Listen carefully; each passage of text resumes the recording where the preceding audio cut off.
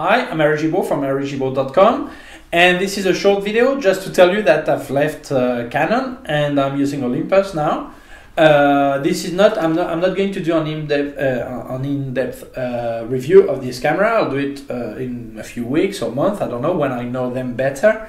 Okay, as it's not just a simple test, as I can use this camera, they are mine. It's not like when they lend me a camera, I do some quick testing and give my impression. This time I can really do an in-depth review. Okay, so just wanted to tell a bit why I left Canon and I went for Olympus.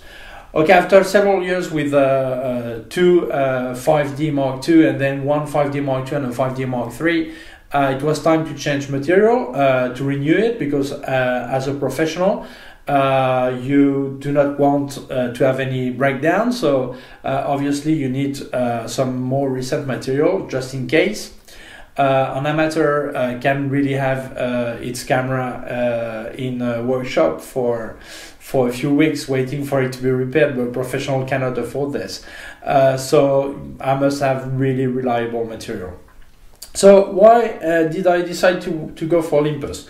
Well, a few years ago I had a MII 645 AFD2 with a digital back, and I compared it to the 5D Mark II Canon, Nikon 800 and an Olympus E5. This is the E5 OMD E5 Mark II compared to the E5. And when for the highlights, the winner was definitely the digital back and the Olympus. And for the shadows, then the winner was a Nikon.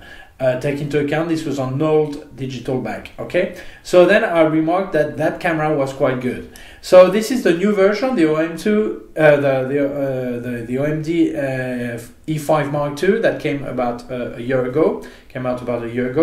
And so I wanted to test it. I bought two bodies, silver and a black one. On one of them, I've got a 12 to 40 millimeter 2.8. That would be the equivalent of 24 to 80 mil on my 5D. And this is a 60 millimeter macro, which is like 120 millimeters on the 5D. Okay. One of the main reasons was also the weight. When I do a wedding, I had the two cameras, two bodies, one with a 35 millimeter 1.4 and the one with the 85 1.8. So I had about 4 to 5 kilos hanging from my neck, and that was really a problem. And then when it was in church or in the ceremony, and then when I left the camera in the bag, then I had about 5 kilos on my neck and bag. Okay, so it was a lot of weight. These are about half the weight. They're smaller, they're easy to use. I would say measuring light is brilliant. It works perfect. It's almost impossible to fail to measure light. And what I really love about this is that you have it in real time. When I look through the viewfinder or the LCD, if I touch aperture or speeds, then I see in real time how it will affect the photo before I press the trigger. So this is something I did not have with the reflex.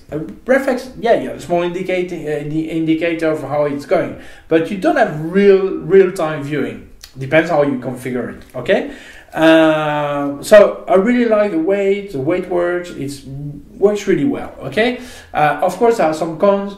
The battery life is a lot shorter. On the 5D it was about 1,000 pictures, and this is about 300.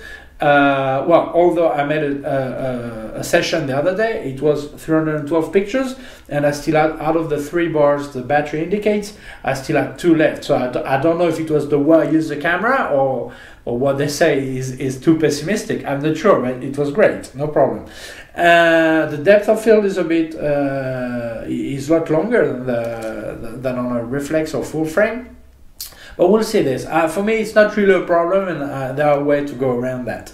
The ISO, high ISO, is not as good as on the full frame. That's true, but it's enough. I mean, for me, it's enough. 3200 ISO it was perfect for me. So I think unless you really want this crazy 25,000 ISO, I mean, this is perfect. Okay. and the weight is fine, the price is fine. The price of the body is a lot cheaper than Canon or Nikon top body, obviously.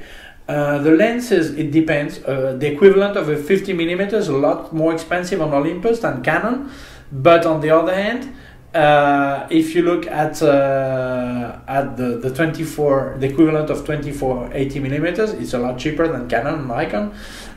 So it all depends what you're going to do.